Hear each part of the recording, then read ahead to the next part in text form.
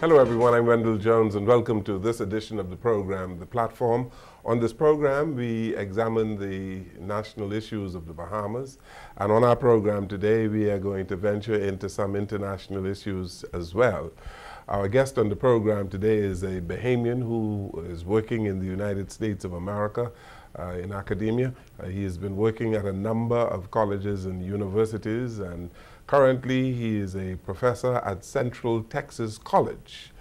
Professor Rudolph Tinker is our guest on the program today, and we are going to examine issues in the Bahamas and around the world. Welcome to the program. Thank you, sir. Glad to be here. It's nice to have you here today. Yes, thank you. Thank you. You've escaped the cold in the United States, I see. Well, I'll tell you the truth. I've lived in Alaska for 2 years, so what we're facing right now in the northeastern region, I've lived in weather that's 5 times as colder than that. I've lived in situations minus 67 below zero in Fairbanks, Alaska. So what they're getting is just a storm, but the coldness, I've been in more extreme conditions than that. Well, tell me, why have you not settled down in the Bahamas? We have a college here, the College of the Bahamas, and you are using your talent in the United States. I've reached out to COB on numerous occasions. COB has a hiring freeze in the Department of Social Science, which doesn't make any sense. Where social science, in my field as political science, should be a huge program at COB, because we need to be teaching the young college students on how to lead this country for the next generation. And a program in social and political science or government do not exist. Well, I thought that is what Felix Bessel does at COB. Felix Bessel teaches 2 courses without any textbooks. Mm-hmm. And we don't have a degree in political science, nor an associate's degree, a bachelor's degree, nor a master's degree. But those people who are... They're all electives. Yes, but people who are in law or in various other disciplines, they use his courses, right?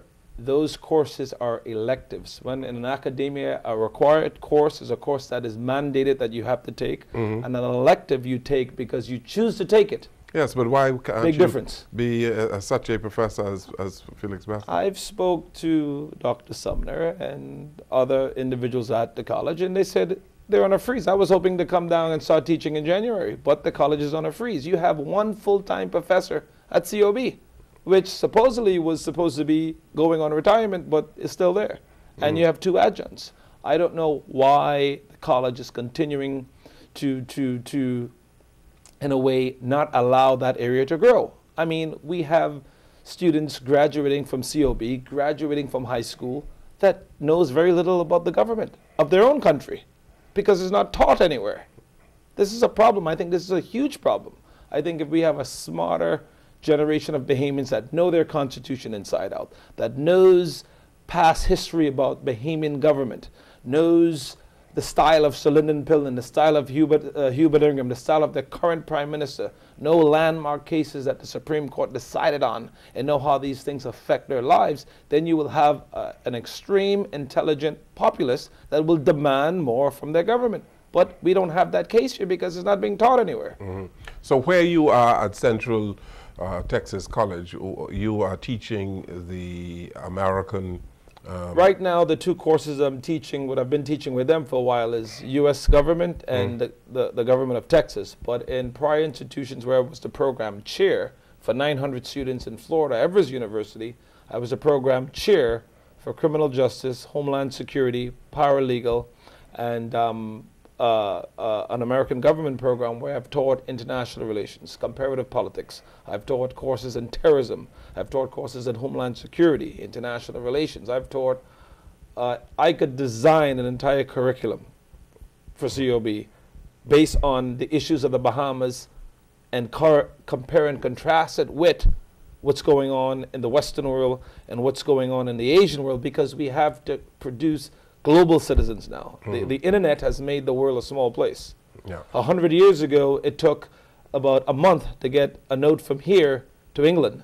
Today, you can send a text in nanoseconds and someone in England has gotten it. So we have to promote our new generation because the world is small. The globe here has turned into a very small thing that you can have on your cell phone now with technology. So if we're not educating our students about their own government, educating them about the world, we got to realize the Bahamas is not just a 242 in its zone by itself.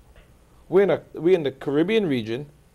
We're next to the United States, and we in our country every day we have Europeans, we have Asians, we have Africans, we have Middle Easterners.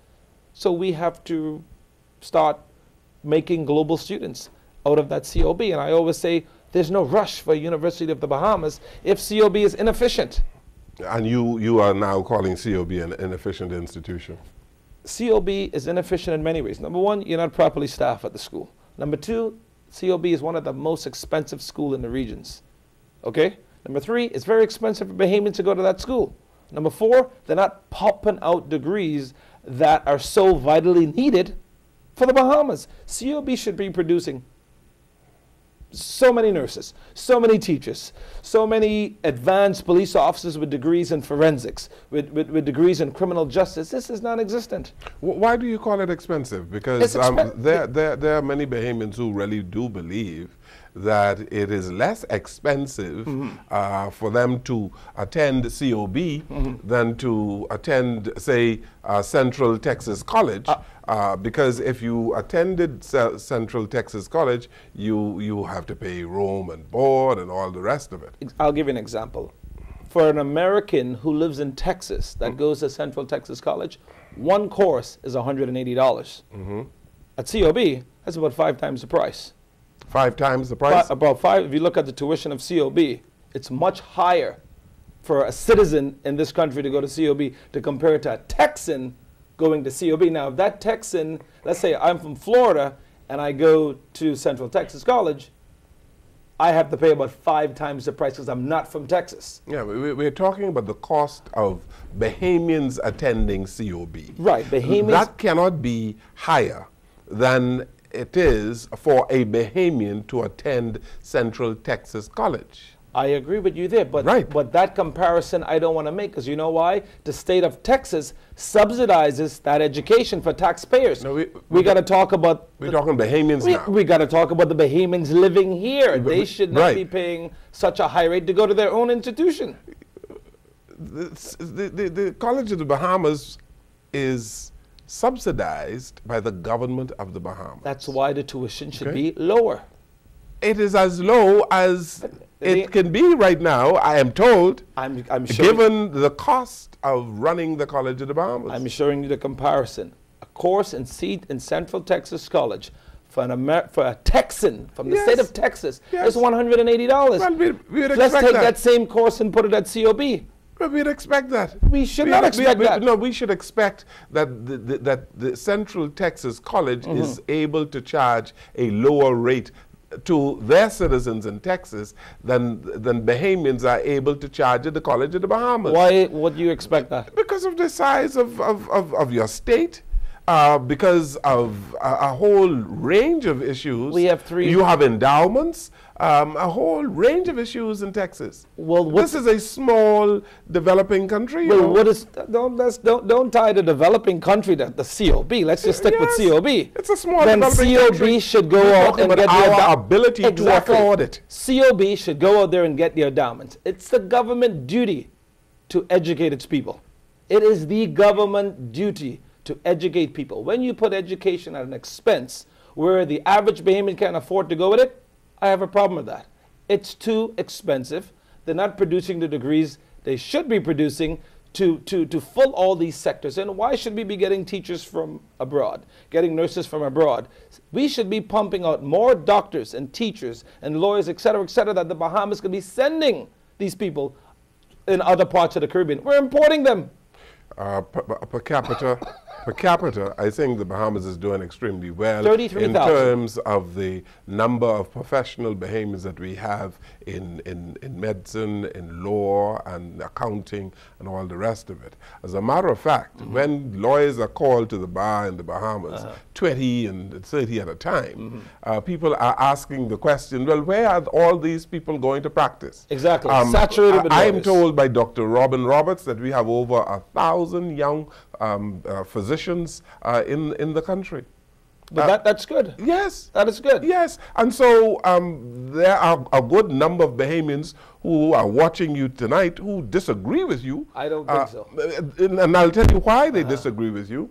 Because they have seen the increase in the number of professionals who have gone through the College of the Bahamas and have done extremely well. As a matter of fact, there are a whole lot of people who prefer their children to go to COB first for 2 years and then go to some other institution of higher learning. I'm not saying that COB has a problem at educating. I'm saying COB is too expensive.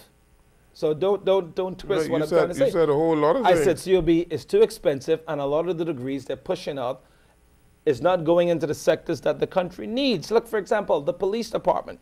There's not a forensic. They need forensic programs over there and advanced. We have a whole lot of forensic scientists in the in the police force. As a matter of fact, they will tell you that they don't have sufficient to do. All this crime and evidence collecting. Yes. They don't have sufficient to do. Yes. But all these cases getting kicked out of the court system because of evidence problems. Come on. What evidence problems? Now, if you say improper collection, if you say they need a better equipment on the Royal Bahamas Police Force to do their work, that's a different thing. But they do have forensic scientists who are working in the force, and there are many who cannot get on the force because there's not enough work for them to do. So there's a shortage. I just read the other day that they're about they were in need of this field in forensics. No. Unless they're I probably in need of more equipment. More equipment. So they can do DNA testing and all that sort of thing. So so how we're testing blood samples? No, you can test blood samples.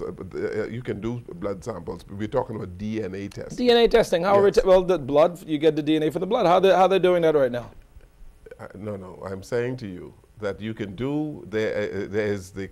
We have equipment in the Bahamas that you can do blood testing. But when you're talking about testing hair and clothes for DNA and all that sort of thing, a whole lot of that goes to the United States. That goes to the United States. Yes. So what's the purpose of having forensic and laboratory specialists on the police force if you don't have the equipment here? We've always had forensic scientists on the force for a long time. But no equipment. The deputy commissioner of police, who I'm told just resigned the other day, I saw that. He's a forensic scientist. He said he's the smartest guy in the force. And he has been a forensic scientist on the force for about 38 years. Okay. So this is nothing new. But you said 38 years he's been on the force. Yes. We don't have the equipment to test anything. Is what you're saying. I didn't say anything. I said they need more sophisticated equipment. Gotcha. But they do have equipment. Gotcha. And I know that you have come from the United States where you have access to everything. That is why I say this is a small developing country. And there are certain financial restraints that we have in the Bahamas that you do not have in Texas or New York or Washington. So you don't think the government should decrease tuition at COB? I didn't say that. I'm asking you. No, you say it's too high. It's too high. I'm saying to you, there are a whole lot of people who believe that tertiary education should be free. I believe in that too. Yes, but Trinidad doesn't. But it is your ability to afford it. And right now, the government has some fiscal difficulties, and they simply cannot afford it. The government, if students are leaving public school with a B average, they should get a free ride at a 2-year institution. That is just my perspective as an educator. They should get a free ride because guess what? Who's going to benefit from this? The country will benefit from this. Yes. You can't disagree with that. There are a whole lot of things that there are a whole lot of things that we should have in the Bahamas that we do not. Free education should be number one. Free health care, free a lot of stuff. Right. Free plenty things we should have. But free education? The other day, they just opened a critical care unit right, I saw at that. the hospital. Right. It took them a long time to get the equipment for that critical care unit. Right. You know why?